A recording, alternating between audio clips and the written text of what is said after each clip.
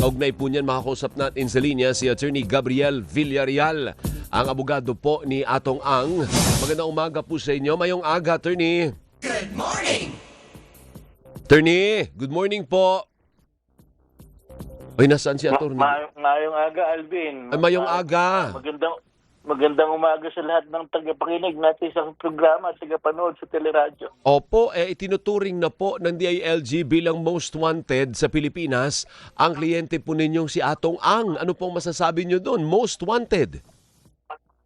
Para ho tayo nanonood ng pelikula. Meron pa tayong mga terminology na armed and dangerous. Napakadelikado ng mga ganong pananalita.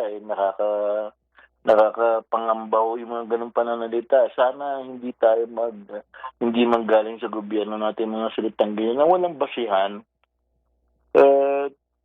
Parang naghahanap tayo ng dahilan at pamamaraan para mapalabas natin na si Mr. Ang nanlaban. Ano ba yan? Opo, pero hanggang ngayon po, ay nandito pa ba sa Pilipinas ang kliyente po niyo? Nagkakausap pa ba kay Attorney Gab? Huli kami nagkausap, Alvin, sa totoo lang, Lunes o Martes Oh. ng nakaraan. Oh, tapos? Dahil nagpapirma ako sa kanya ng ilang papeles. Para sa appearance kong sinasabi sa mga kaso sa probinsya. Opo. Ngayon po? But since then, hindi ho, nagkagulo na. Hindi na ho kami nakapag-usap. Po. So ano Hindi po na ang kami payo niyo, nakapag-usap. Attorney Gab, ano ang payo ninyo sa inyong kliyente? Dapat na ba siyang sumuko? Tingnan mo sabi ng PNP, most wanted siya. Tapos, armed and dangerous siya. Tapos, on top of that, nag-alok pa ng 10 million pesos na pabuya. Para nga, kung nanonood ng pelikula, Alvin, na Untouchables. Pero ang pinakapayo ko po kay Mr. Ang, mula pa ng simula, sabi ko, lahat ng judicial remedies at legal remedies niya ay aming hahabulin. No? At sa ngayon, marami pa siyang natitirang judicial remedies. Hindi naman siya dapat tinugtugis na parang isang kriminal. Wala pa naman tayong trial at declaration of guilt para kay Mr. Ang. Siya po ay isang Pilipino. Siya po sa ating saligang batas ay may presumption of innocence. So hindi po siya Alvin. hindi po siya susuko at this time. Hanggat hindi na-exhaust lahat ng legal remedies, hindi pa susuko si Atong Ang, Attorney. Yun ho ang payo ko sa kanya, Alvin. Ano? Kasi marami ka namang legal remedies na natitira. Yun dapat ay exhaust natin bago ikaw ay sumuko. Bakit naman niya pagsasapalaran yung sarili niya sa pagsuko? Ganyang pinalalabas na siya ay isang armed and dangerous. Merong bounty sa ulo niya. Kung maaktuhan niya na palabasin ng nanlaban, di kawawa naman si Mr. Ang. Masyado rin napiprejudge ng gobyerno si Mr. Ang. Ano Alam pa po? Sige, go ahead. Tapusin niyo. Kami, we continue to be respectful of the government. We hope that they will also respect the rights of my client. Alvin, yun lang naman ang hinihingi ko. Ano pa po ang natitirang legal options? Sabi mo kasi may legal options ka pa, Mr. Ang, kaya hindi mo kailangan sumuko at this point. Ano-ano pang naiwang legal remedy sa kanya? Marami pong proceedings na mangyayari sa korte. Kahapon lang po, kahapon ng late afternoon, nakapag-file po ako ng omnibus motion sa korte sa Santa Cruz.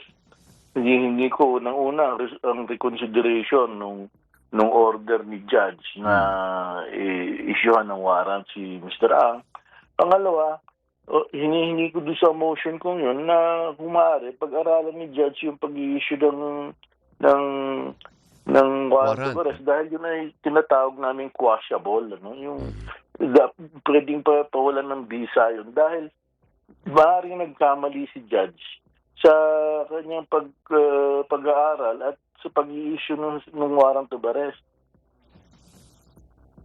Opo, so ibig sabihin, may puwang na pwedeng mali yung appreciation ng judge. Oo, kasi ang nangyari yung ipinasang na papeles ng Department of Justice kay Judge kulang-kulang.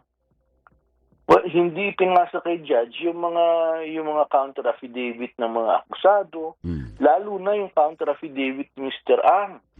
Kung siya niya ipinakikita na walang ebidensya laban sa kanya na ipresenta sa preliminary investigation. At kung walang ebidensya na ipresenta sa preliminary investigation, wala ring ebidensya na ipasa sa korte.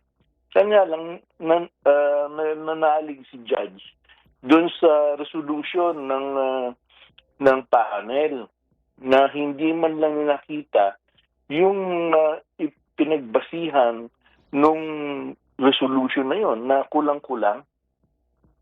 Opo. Pero nandito pa naman po, Attorney Gab, yung kliyente po ninyo sa Pilipinas. Kasi marami ang mga nag-i-speculate na wala na yan. Nakalabas na yan, lumabas yan sa Southern Exit at hindi niyan babalik. Ang pagkaalam ko nandito siya talaga at in fact, kahapon buong araw, kinukonfirm ito ng gobyerno na siya ay nandito lamang sa Pilipinas. So anong pakiusap po ninyo? Ano ang gusto niyo sabihin kay Secretary John Vic Remulla? Yun ang nagdeklara na si Atong Ang ay armed and dangerous at saka most wanted sa Pilipinas. At ang tawag sa kliyente ninyo ngayon ay pugante na. Puganteng, negosyanteng si Atong Ang. Attorney Gab. Well, ang apila ko lang sana ay maghinahon para tayo masyado na excited at baka nag-overreact tayo sa sitwasyon. Si Mr. Ang po ay isang inosenteng tao. Under our Constitution at sa ating sistema ng batas, siya po ay presumed innocent until he is proven guilty by in court by the government. The burden is on the part of the government, Alvin. And by making these statements, very reckless ho itong statements na ito. Ano ba naman kung pumakita si Mr. Ang kung saan-saan tapos palabasin ng laban, balik tayo sa regime ng tukhang. Actually, isa yan sa posibilidad, na hindi nanlabang po ito, kaya tinira na namin, Pwedeng palabasin ganun, parang panahon ni Duterte. Yung duda ko nga parang minamanage yung senaryo para lumabas na gano'n, Kaya ako kahapon nangangamba, kaya nasabi ko, I would advise my client to keep alive, keep safe and keep himself alive.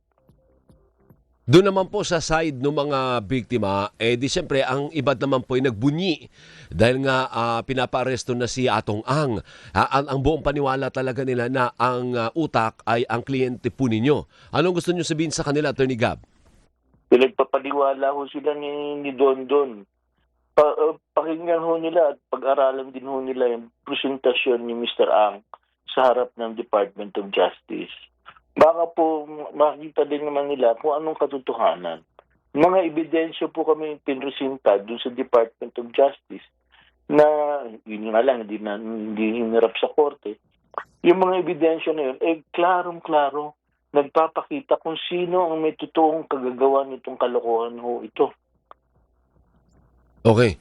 Attorney Gab, maraming salamat. Pasensya na po at inabala namin kayo dapat next week pa tayo. Kako, kailangan talagang mag-report kayo din sa Madlang People para malaman nila anong dahilan ba't hanggang ngayon ay hindi pa rin nagpapakita si Atong Ang. Maraming salamat po sa oras po ninyo. Tatawag po kami from time to time or message ka lang po pag may kailangan. Ano po?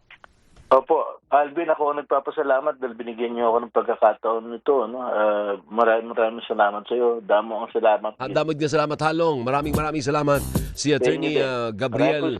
Thank you. Attorney Gabriel Villarreal.